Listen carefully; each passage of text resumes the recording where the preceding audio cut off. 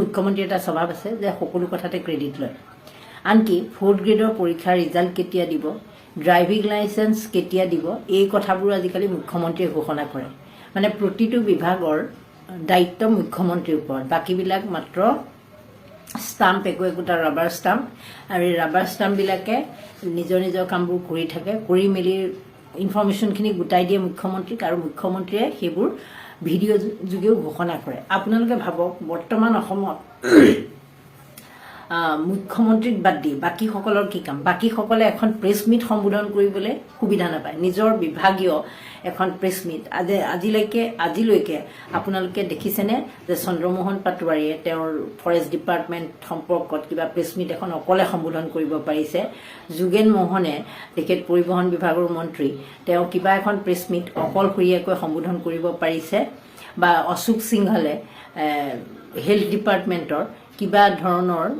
খবৰ তেওঁ নিজাববীয়াকৈ অকলে প্ৰেছ মিট এখন দি সম্বোধন কৰিব পাৰিছে মানে যিকেইজন মোৰ এই মুহূৰ্তত মনলৈ আহিছে মই তেওঁলোকৰ কথাই কৈছোঁ বাকী সকলোৰে একে দশা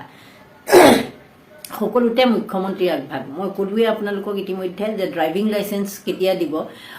এডিআৰই 4th গ্ৰেডৰ পৰীক্ষাৰ ৰিজাল্ট কেতিয়া দিব ক'ত OMR চিটখন পাব কেনেকৈ আপলোড কৰিব কি কৰিব গোটেই খবৰবোৰ মুখ্যমন্ত্ৰীয়ে দিয়ে এতিয়া বাজেটখন আজি বিত্তমন্ত্ৰীয়ে ঘোষণা কৰিলে বিত্তমন্ত্ৰীক ধন্যবাদ দি তেওঁ নিজেহে কাষত তেওঁ বহুৱাই লৈ তেওঁ নিজে গুণগান বখনা আৰম্ভ কৰি দিলে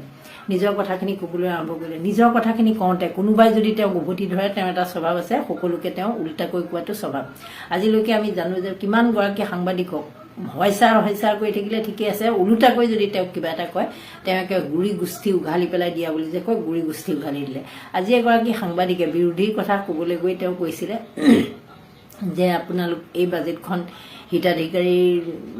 কাৰণে বনোৱা বাজেটৰ নিচিনা হৈছে বুলি বিৰোধীয়ে কৈছে সেই কথাটো ক'বলৈ গৈ মুখ্যমন্ত্ৰীয়ে একেবাৰে সাংবাদিকক নীতি শিক্ষা দিলে যে বিজেপিৰ ফৰে যদি আপোনালোকে নিউজ নকৰে এতিয়া অসমৰ অধিক সংখ্যক মানুহ বিজেপিৰ ফৰে আছে গতিকে আপোনালোকৰ টিআৰপি কমি যাব আপোনালোকে টিআৰপি কমাব বিচাৰে নে বঢ়াব বিচাৰে যদি বিজেপিৰ বিৰুদ্ধে যায় তেনেহ'লে আপোনালোকে বাংলাদেশত গৈ নিউজ কৰক কংগ্ৰেছে AIUDFক লগত লৈ লওক নানান ধৰণৰ কথা মুখ্যমন্ত্ৰী এজনৰ মুখত বাৰু এইবোৰ কথা শোভা পায়নে যে মুখ্যমন্ত্ৰী এগৰাকীয়ে নিউজ কেনেকৈ কৰিব লাগিব সেই বিষয়ে শিক্ষা দিয়ে সংবাদ মাধ্যম মানেই হ'ল আচলতে নিৰপেক্ষ হ'ব লাগে কিন্তু নিৰপেক্ষ হোৱাটো আজিকালি পচিবল এইটো কাৰণেই নহয় কাৰণ আপুনি কোনোবা এটা পক্ষত থাকিবই লাগিব সংবাদ মাধ্যমৰ দায়িত্ব হৈছে যে শাসকৰ বা বিৰোধী যাৰ যি ভুল হৈছে সেই কথাখিনি সাৱলীলভাৱে কৈ দিয়াটো বা লিখি দিয়াটো সেইটো হ'ল সংবাদ মাধ্যমৰ কৰ্তব্য যেহেতু শাসনত এতিয়া বিজেপি চৰকাৰখন আছে গতিকে বিজেপি আক্ৰমণৰ লক্ষ্য এই কাৰণেই হ'ব কাৰণ তেওঁলোকৰ যিবোৰ মাইনাছ পইণ্ট যিখিনি তেওঁলোকে বেয়া কাম কৰি আছে জনহিতাৰ্থে কৰা নাই জনতাৰ ক্ষতিৰ কাৰণে কৰি আছে সেই কথাবোৰ যদি ভালকৈ বুজাই দিয়া নহয় জনসাধাৰণৰ মুখত পুংখানুপুংখভাৱে তেনেহ'লে বহুতখিনি সমস্যাৰ সৃষ্টি হ'ব জনতাই বুজি নাপায় আজিকালি কাৰণ এনেও জনতা কনচিয়াছ জনতাই জানে কথাখিনি কিন্তু জানিলেও বহুতবোৰ ক্ষেত্ৰত এই চৰকাৰখনে বিশেষকৈ এই বৰ্তমানৰ মুখ্যমন্ত্ৰী নেতৃত্বাধীন বিজেপি চৰকাৰখনে এনেকুৱা এটা কৈ মানুহক বুজাই দিয়ে যে ভাল মানুহেও কথাটো তেওঁলোকৰ কৌশলটো কৌশল বুলি ক'লে ভুল হ'ব কৌশলটো বুজি পোৱাটো টান হৈ পৰে এতিয়া আপোনালোকে চাব আজি যিখন বাজেট সেই বাজেটখনত বহুতবোৰ ঘোষণা আছে মই ইমানবোৰ ঘোষণা মনতো নাই ক'বও নোৱাৰিম আপোনালোকক মাত্ৰ সৰু দুটা কথা মোৰ মনত পৰিলে মুহূৰ্তত যে তেওঁলোকে মধ্যাহ্ন ভোজনৰ ৰান্ধনি আৰু সহায়িকাৰ কাৰণে বঢ়াম বুলি কৈছে পাৰিতোষিক বঢ়াম বুলি কৈছে এতিয়া সেই পাৰিতোষিকটো কিমান বঢ়াব সেইটো কিন্তু কোনো নিৰ্ধাৰিত হেৰি দিয়া নাই কোনো বোলে 1000 বঢ়াম 2000 বঢ়াম কোনো ধৰণৰ দিয়া নাই মাত্ৰ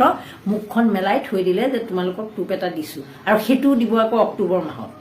কিয় তেওঁলোকে ইমান অভাৱত আছে মানুহখিনি 30 দিন কাম কৰি তেওঁলোকে 1000 টকা পায় তেওঁলোকক কিয় এতিয়াই বঢ়াই দিয়া নহ'ল এতিয়াই কিয় তেওঁলোকৰ ক্ষেত্ৰত সিদ্ধান্ত গ্ৰহণ কৰা নহ'ল যে অহা মাহৰ পৰা তেখেতসকলৰ